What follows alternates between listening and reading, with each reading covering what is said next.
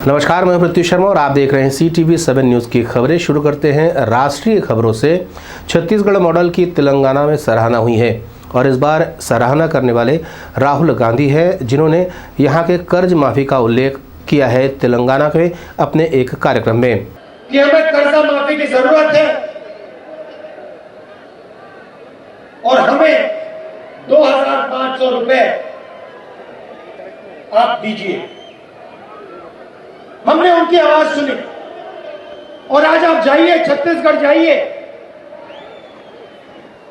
और वहां पूछिए धान के लिए क्या दाम मिलता है। पूरा छत्तीसगढ़ का किसान आपको बताएगा कि छत्तीसगढ़ में 2500 रुपए पर धान मिलता है।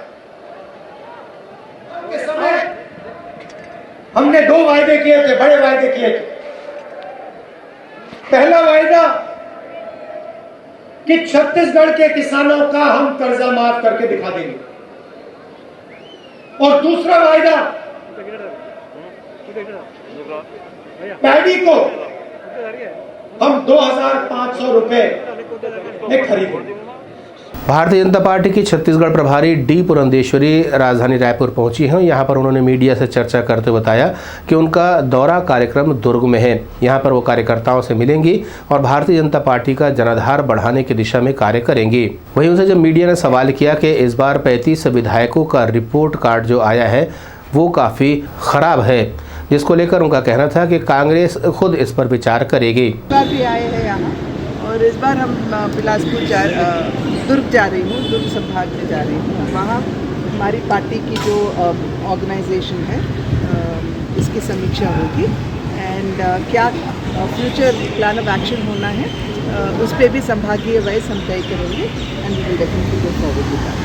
ये कांग्रेस ने एक सर्वे कराया है जिसमें 38 विधायकों की परफॉर्मेंस खराब आई है, जिसमें मंत्री भी शामिल है। कांग्रेस का अपना ही कांग्रेस का तो हमसे क्यों पूछ रहे? नहीं मतलब अभी अच्छी पार्टी है, आप तो बताएंगे उनका ही। देखिए हमारा कंप्लीट फोकस होगा अपनी पार्टी पर, अपनी पार्टी को की ऑर्गेनाइजेशन को कैसे मजबूत करना, किस स्ट्रैटेजी को लेकर हमें आगे जाना, इन्हीं विषयों पर हमारी ध्यान होगी।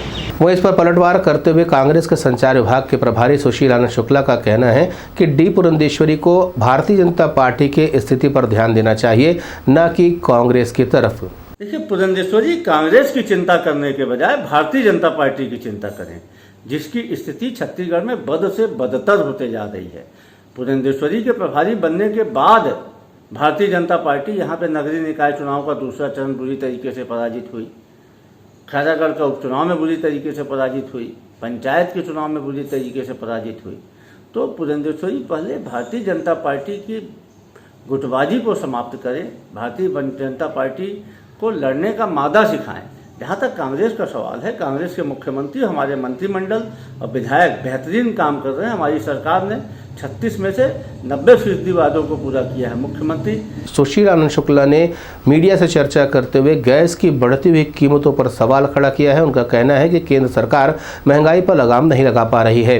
देखिए, मोदी सरकार जब भी निर्णय लेती है जनता के खिलाफ निर्णय लेती है। पेट्रोल और डीजल के दाम बेतहाशा बढ़ाए गए। पेट्रोल और डीजल के दाम इसलिए बढ़े कि केंद्र सरकार ने एक्साइज ड्यूटी को लगभग 10 गुना बढ़ा दिया था।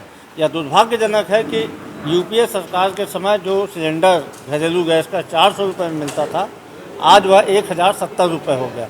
आज ही मोदी सरकार ने इसमें 50 रुपये की फिर से बढ़ोतरी कर दी है। महिलाओं का, गृहिणियों का बजट बिगड़ गया है।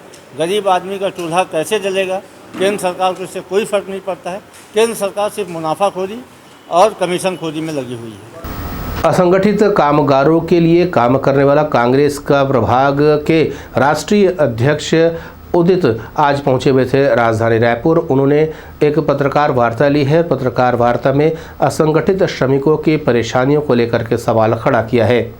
उनका कहना है कि असंगठितों के हितों को लेकर के सरकारें उतना ध्यान नहीं दे रही हैं जितना ध्यान देने की ज़रूरत है।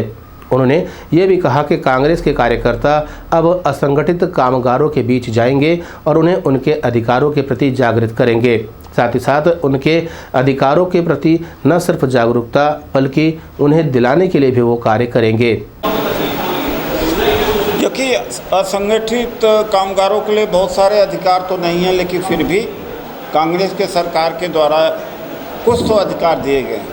लेकिन उनके प्रति जागरूकता न संगठित कामगारों में है और न ही पार्टी के नेताओं को।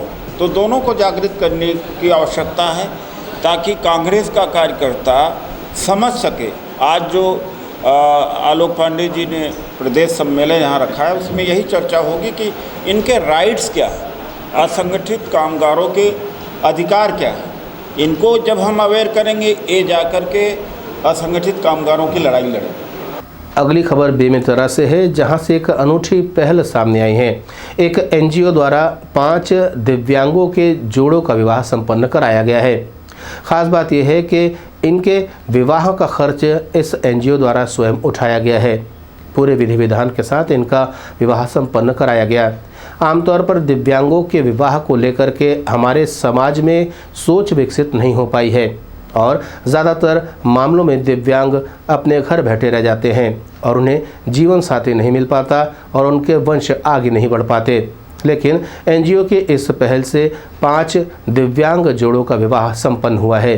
एनजीओ से जुड़े हुए योगेश तिवारी ने मीडिया से चर्चा की और बताया कि इस काम का करने का सौभाग्य उन्हें प्राप्त हुआ है। ये आज दिव्यांग लोगों की शादी का कार्यक्रम है। 5 जोड़ों को हम लोगों ने शादी और विवाह बंधन में बांधने का कार्यक्रम रखा है और आज बहुत पावन पर्व है कि हम लोगों को ऐसा सौभाग्य प्राप्त हुआ है कि ऐसे दिव्यांग भाइयों का शादी करवाने के लिए हम लोगों को चुना गया है और हम लोग सौभाग्यशाली है। कैसे निःशक्त सेवा जन समिति के द्वारा ऐसा आयोजन किया जा रहा है, ऐसा आयोजन होते रहना चाहिए ताकि हमारे जो विकलांग भाई या दिव्यांग भाई उनको ज़िंदगी में जीवन साथी मिल सके, उनका जीवन खुशमय हो और भगवान से हम लोग प्रार्थना करते हैं हमेशा वो सुखी रहे। इसी मनोकामना को लेकर हम लोगों ने आयोजन किया है और आज आशीर्वाद के इस बंधन में लोग बंध रहे हैं, वैवाहिक बंधन में। रात को बड़ा रिसेप्शन का कार्यक्रम रखा गया, अभी बारात का कार्यक्रम था। सभी लोग भद्रकाली मंदिर से आशीर्वाद लेकर शहर में भ्रमण करते हुए आज टाउन हॉल आए हुए हैं। जस्ट ट्रांजैक्शन नाम से 2016 से कार्य चल रहा है, जिसमें कोयले के खनन को लेकर के किस तरह से प्लानिंग की ज़रूरत है इस पर विचार विमर्श चल रहा है।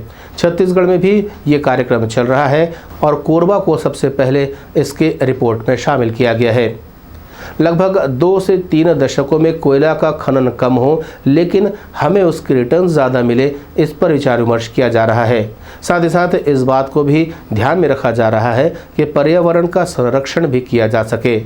छत्तीसगढ़ में कल हमारी एक बहुत बड़ी मीटिंग हुई थी प्लानिंग कमीशन के साथ, जहां हमने जो कोरबा की जो हमारी अध्ययन जो फरवरी में हमने रिलीज़ किया था उसके बारे में चर्चा किया। कल माननीय पर्यावरण मंत्री थे छत्तीसगढ़ के, माननीय प्लानिंग मिनिस्टर थे और काफ़ी बड़े ब्यूरोक्रेट उस मीटिंग में थे, जहां की चर्चा हुई कि जो कोयला का जो इंडस्ट्री है कोरबा का, छत्तीसगढ़ का, वो अगले 20 साल में वो ट्रांजिशन होगा और किस तरह से वो जो कम होगा जैसे जैसे कोयला, तो किस तरह से हम प्लान करें कि ताकि इकोनॉमिक और सोशल इम्पैक्ट कम हो।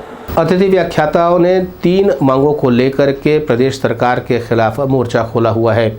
आज उन्होंने प्रेस कॉन्फ्रेंस किया और राज्य सरकार के सामने अपनी मांगों को दोहराया है। उनका कहना है कि जो अतिथि व्याख्याता के पद में वो काम कर रहे हैं इसे पूर्णकालिक किया जाए। साथ ही साथ 65 वर्ष की आयु तक इन्हें जॉब सिक्योरिटी दी जाए और जब इनके जॉब का कार्यकाल समाप्त हो तब एक मुश्त राशि का भुगतान किया जाए। उन्होंने पत्रकार वार्ता में अपनी मांगों के संबंध में मीडिया को जानकारी दी। लोग जो है 3 मांग को लेकर जो है 5 से अनिश्चितकालीन धरना प्रदर्शन कर रहे हैं। हम लोग को तो अनिश्चितकालीन के लिए तो अभी पावती कराने के लिए नहीं दी अनुमति, लेकिन हमको अभी जो है 3 दिवसीय दिए हैं, तो हम लोग 3 मांग को लेकर जो है प्रदर्शन कर रहे हैं।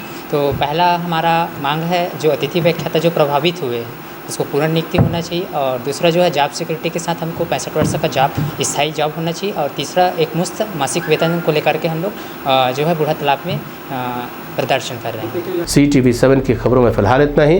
नए नए समाचारों के साथ आपसे फिर होगी मुलाकात। तब तक मुझे दे अनुमति। नमस्कार।